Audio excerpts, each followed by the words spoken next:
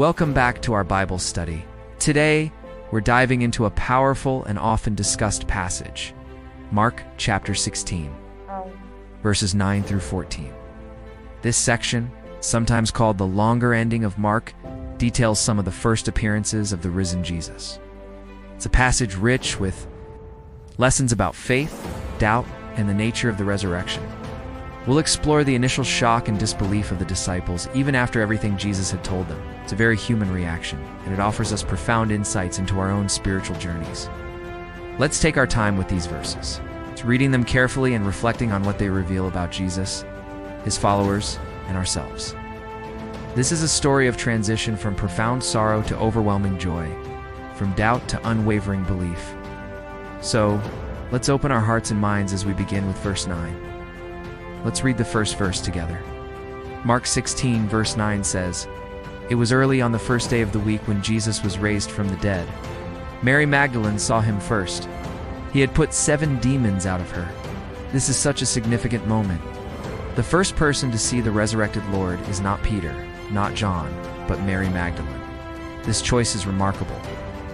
In that culture, a woman's testimony held little legal weight. Yet God chooses her to be the first witness to the most important event in history.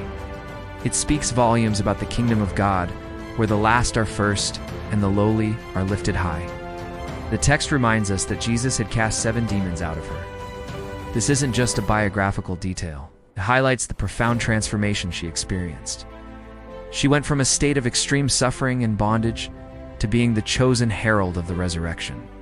Her past did not disqualify her. In fact, her deep gratitude and love for the one who saved her made her the perfect person to receive this news. She didn't just know about Jesus. She knew him intimately as her deliverer. Her devotion kept her near the tomb, and because she was there, she was the first to see him. It's a beautiful testament to how Jesus honors steadfast love and faithfulness, regardless of one's past or social standing. Now let's look at verses 10 and 11. She went and told his followers. They were crying because of much sorrow.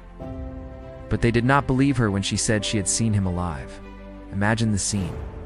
Mary, filled with an incredible world-changing joy, rushes to find the disciples. But she doesn't find them celebrating or waiting in hopeful expectation. She finds them completely overwhelmed by grief. Text says they were crying because of much sorrow. Their hope had died with Jesus on the cross. They were lost, frightened, and their world had crumbled. And into this deep despair, Mary brings this astonishing news. He's alive. I've seen him. And what is their reaction? Disbelief? They dismiss her story. It's easy for us to judge them, knowing the end of the story. But put yourself in their shoes. What she was claiming was impossible, defied all logic and experience. Their leader had been publicly and brutally executed. Their response, while disappointing, is deeply human. It shows us just how hard it can be to believe in the miraculous when we are consumed by grief.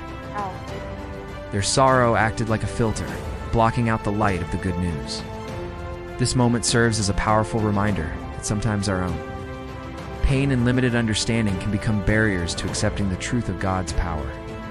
They heard the words, but their hearts, heavy with sorrow, couldn't yet receive the reality of the resurrection. The story continues in verses 12 and 13. After that, he was seen again by 2 of his followers as they walked into the country. He did not look like he had looked before to these 2 people. They went and told it to the others. The others did not believe them. Here we have a second resurrection appearance, likely the same event detailed more fully in Luke's Gospel on the road to Emmaus. Jesus appears to 2 more disciples, but notice the interesting detail. He did not look like he had looked before. This suggests that his resurrected body was different, not immediately recognizable. It wasn't just a resuscitated corpse. It was a glorified, transformed body. This detail is important. It challenges a purely physical or naturalistic understanding of the resurrection. It was a supernatural event. These 2 disciples, after eventually recognizing him, do exactly what Mary did. They rush back to tell the others in Jerusalem. They now have a second testimony, a second piece of evidence. And what happens?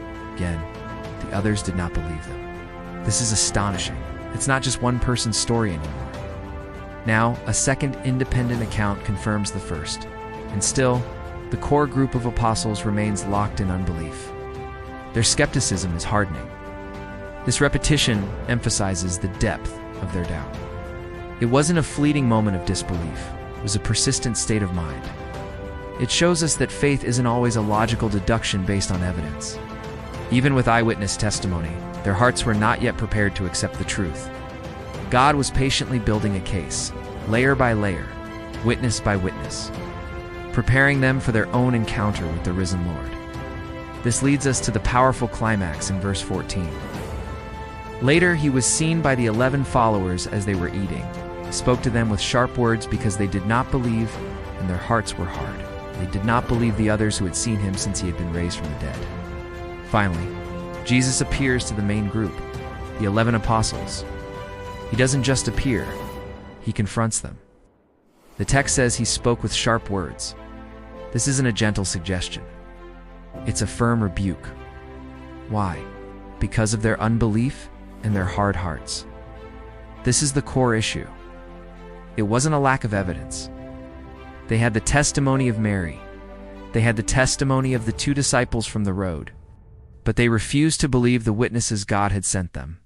Jesus' rebuke is significant because these are the men he has chosen to be the primary witnesses to his resurrection.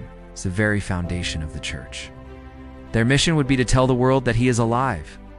How could they proclaim a message they themselves refused to believe? Their hard-heartedness was a serious obstacle to the mission God had for them. Jesus had to break through that hardness to confront their doubt directly, so that their faith could be genuine and strong. It's a moment of tough love. He rebukes them not to shame them, but to awaken them. He challenges their stubborn refusal to believe so that they can finally step into their calling. This encounter transforms them from a group of grieving, frightened doubters into the bold apostles who would go on to change the world. Their initial doubt, in a way, strengthens the case for the resurrection. They weren't gullible men who would believe anything. They were hardened skeptics who required a direct, personal encounter with the risen Christ to be convinced. So, as we reflect on these few verses, what can we take away? We see the beautiful way God elevates the humble, choosing Mary Magdalene as the first apostle to the apostles. We see the very real and human struggle with doubt, even among Jesus' closest followers. Their grief blinded them, and their hearts were hardened against the truth. And most importantly, we see the patience and persistence of Jesus. He didn't give up on them. He met them in their doubt, provided them with witness after witness, and then appeared to them himself, confronting their unbelief directly to forge in them an unshakable faith. This passage encourages us to be honest about our own doubts, but also challenges us not to let our sorrow or skepticism harden our hearts to the truth of God as power. It shows us that the resurrection is not just a historical fact to be believed, but a transformative reality to be encountered, one that can turn our deepest sorrow into unending joy. I love reading your comments. Feel free to share your thoughts and reflections on this passage in the comments below. I will pray for you every day. Search for Jesus at HaroldSwaney for the complete library of my Bible study videos. Thank you, and God bless you.